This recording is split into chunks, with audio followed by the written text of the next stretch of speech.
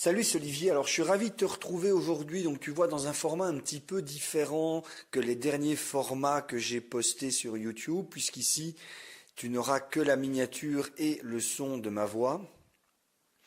Alors, pour quelle raison? C'est justement ça que j'aimerais bien t'expliquer un petit peu aujourd'hui.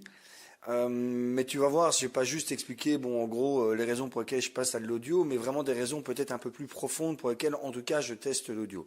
Alors, tout d'abord, est-ce que j'abandonne complètement vraiment le principe vidéo YouTube où on voit ma tête? Je vais pas te dire que oui, parce que ce serait te mentir. Comme tu le sais, cette fâcheuse tendance à vouloir tester énormément de choses, à vouloir tester énormément de formats, à revenir quelquefois d'un format à l'autre. Et donc, voilà, il n'est pas dit que je ne revienne pas à un moment donné sur un format vidéo traditionnel. Mais il y a une chose, et tu vois, je voudrais commencer par là parce que c'est quelque chose qui est aussi important pour toi, pour ton business, si tu es déjà entrepreneur et que tu veux te lancer dans un projet, ou si justement tu veux démarrer comme entrepreneur. Il y a une chose qui est importante de savoir quand on veut comme ça se lancer dans un projet, c'est que même si le marché dans lequel on se lance doit être un marché où il y a vraiment des acheteurs. C'est-à-dire qu'il ne faut pas partir dans cette idée, ah ben moi je vais me lancer là-dedans parce que c'est un truc que j'aime bien. Bon, c'est pas forcément la bonne réflexion de départ, tout simplement parce que ce que tu aimes bien toi, ben peut-être qu'il n'y a pas suffisamment de personnes qui l'aiment aussi, et donc il n'y aura pas suffisamment d'acheteurs. Donc c'est quand même important, c'est vrai, de ton idée de départ, de la confronter à la réalité du marché et de t'assurer que ben, effectivement il y aura suffisamment d'acheteurs. Mais même si voilà ce travail initial demande de faire cette confrontation au marché, la manière dont tu vas le faire, la manière dont tu vas réaliser ton business, il est important que ça te convienne. Il est important que ce soit quelque chose que tu te sentes de faire sur la durée.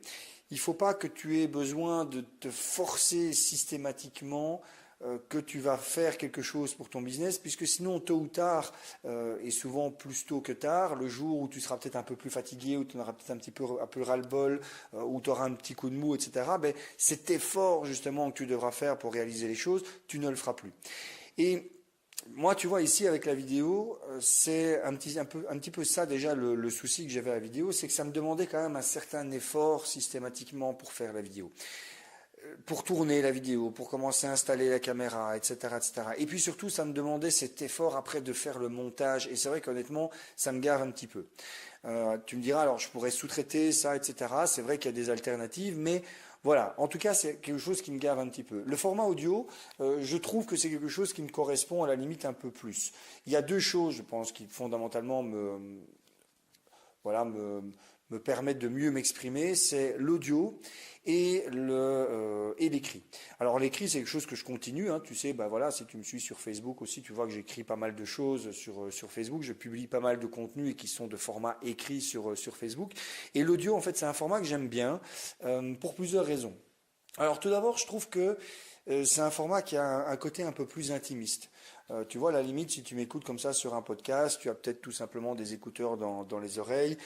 Ça donne un peu ce sentiment un peu plus feutré, comme ça, un petit peu plus comme si on était en train d'avoir une discussion ensemble. Alors même s'il n'y a que moi qui parle, hein, on est d'accord. Mais tu vois, c'est un petit peu ce sentiment quand même qu'on est un peu plus, que je sois un peu plus proche des personnes qui m'écoutent. L'autre chose, c'est que justement, j'ai le sentiment, en tout cas quand je parle uniquement comme ça en audio, que je suis plus naturel que quand je parle au niveau de la vidéo.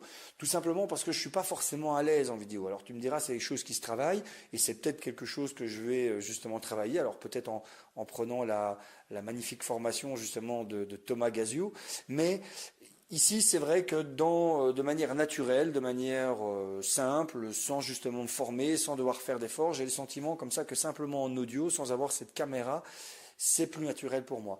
C'est plus naturel tout simplement aussi parce que, tu sais, moi je suis pas, je me verrais pas faire comme un certain nombre de youtubeurs font, c'est-à-dire se balader comme ça avec une perche, avec l'iPhone au bout de la perche ou la caméra au bout de la perche et commencer à me balader comme ça dans la rue et à me filmer en parlant comme ça devant la caméra avec tout le monde qui te regarde. C'est le truc, moi je trouve, voilà, que Voilà, c'est soit ça fait too much, soit en tout cas pour moi, je trouve que ça me correspond pas et j'arriverai pas à le faire et je serai encore moins naturel. Ici, l'avantage du truc audio, c'est que bah, tu vois là, au moment où j'enregistre ça, je suis chez moi tranquillement et je me balade avec bah, tout simplement mon petit enregistreur comme ça dans les mains, très facile. J'ai simplement mis sur rec et voilà, je commence à parler et je me balade et à la limite, on s'en fout de à quoi je ressemble, est-ce que je suis bien habillé, est-ce que je suis bien coiffé, est-ce que la maison est rangée, etc. On s'en fout. Et même à la limite, si justement je voulais faire cet enregistrement en étant dans la rue ou en étant même dans un magasin, ça pourrait même à la limite passer parce que justement là le truc c'est que limite je branche un écouteur sur mon petit enregistreur et limite les personnes qui me croiseraient rapidement comme ça ils auraient le sentiment peut-être tout simplement que je parle au téléphone. Et donc je sais de nouveau que c'est bon cette fameuse image des autres, mais moi personnellement c'est quelque chose voilà, qui me bloquerait énormément et donc qui m'empêcherait par exemple de me dire bah, tiens je vais aller me balader et tout en baladant je vais enregistrer un contenu parce que j'ai une idée comme ça qui me vient, tandis qu'ici avec l'audio je pourrais le faire. Et alors après la dernière raison aussi pour laquelle j'ai envie de passer à l'audio, c'est un petit peu parce que voilà, YouTube m'a un petit peu gavé. Si tu me suis, tu as certainement vu voilà, un post, une publication que j'ai fait sur Facebook. Bon, il y a quelques temps, il y a quelques jours, j'ai publié comme ça une vidéo sur le thème un petit peu controversé d'Emmanuel Friedenreich et je voulais en fait tout simplement rebondir sur ce Emmanuel Gate qu'il y avait pour le moment pour faire une vidéo pour dire ok bon très bien on peut effectivement rire ou être énervé ou être en colère sur un petit peu le copywriting qu'Emmanuel Friedenreich a utilisé pour vendre son programme. Mais le fond de mon truc, justement, le fond de ma vidéo n'était pas de parler du programme d'Emmanuel ou de parler d'Emmanuel en tant que tel. Alors, parce que déjà, ben, le programme, je ne l'ai pas acheté. Mais je voulais en fait rebondir là-dessus en disant, ok, bon, on peut peut-être rire de ça. On peut peut-être se dire qu'effectivement, il y a des personnes qui exagèrent, qui jouent un peu trop justement sur les faiblesses des gens, qui jouent un peu trop sur les douleurs des gens pour essayer à tout prix de leur refourguer leur programme. Mais il faut quand même garder à l'esprit que la majorité, malgré tout, des infopreneurs, la majorité des personnes qui vendent des programmes de formation sur le net sont des personnes honnêtes et ce sont des personnes voilà, qui tout simplement proposent une solution sous forme de produit. Alors après, qu'on apprécie ou qu'on n'apprécie pas le produit, ça c'est une autre question. Mais je dirais, voilà, ce qui m'a un petit peu énervé dans tous ces Manuel Gates, c'est après toutes ces vidéos de parodie qui ont tourné autour, avec des personnes qui se permettaient limite de prendre cet exemple d'Emmanuel pour en faire une sorte de généralisation et de dire, bah, ok, finalement, faites gaffe, c'est de la connerie. S'il y a des gens qui vous disent que vous pouvez obtenir tel résultat en faisant ça, les écoutez pas, c'est de la connerie. Et c'est pas vrai. Il y a malgré tout des personnes qui donnent vraiment du contenu et de la valeur et qui apportent vraiment du contenu et de la valeur au travers de leur programme de formation. Et puis, par contre, c'est clair que mais comme pour tous les programmes, ce qui va compter essentiellement après, c'est ce que les personnes vont faire du programme. Donc, c'est-à-dire que tu as beau acheter tous les programmes de la Terre, même le meilleur programme du monde, si tu n'en fais rien, si tu restes comme ça juste à écouter et dire ouais bon ok c'est un programme de plus et puis c'est tout, mais forcément que ça ne pourra pas changer ta vie. Et donc voilà, ça c'est un petit peu la dernière raison pour laquelle pour l'instant je repasse un petit peu à ce mode audio. C'est pour un petit peu, même si je publie ça sur YouTube, mais pour un petit peu, voilà, ne plus exploser ma tête et en me disant que peut-être que c'est ma tête qui passe pas. Hein.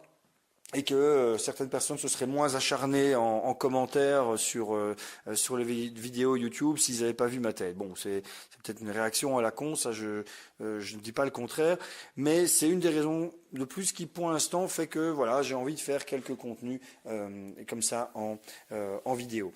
Bref, la conclusion de tout ça c'est voilà moi pour l'instant j'ai décidé de continuer à faire du contenu que je vais publier sur YouTube et sur les autres plateformes mais plutôt en format vidéo. Je t'ai expliqué les raisons. Ce que tu dois surtout retenir à ton niveau, c'est que pour toi, c'est aussi important de t'assurer de sélectionner le bon format pour diffuser ton contenu, pour diffuser la valeur, pour diffuser ton message auprès de ton public, pour t'assurer justement qu'à un moment donné, quand tu seras dans un petit coup de mou, que ça ne te fasse pas souffrance de devoir utiliser ce format de communication, et que justement tu t'assures comme ça de pouvoir continuer à le faire.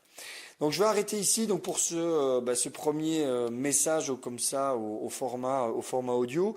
N'oublie pas que si tu veux recevoir le bonus gratuit que je t'offre, il y a un lien en commentaire qui va te permettre tout simplement d'entrer en contact avec mon assistant virtuel, donc via le Messenger de ma page Facebook. Tu devras tout simplement écrire surprise et ensuite mon assistant te guidera pour pouvoir recevoir ce bonus virtuel. Je te laisse ici, je te dis à très bientôt, merci à toi de me suivre et ciao, bye bye.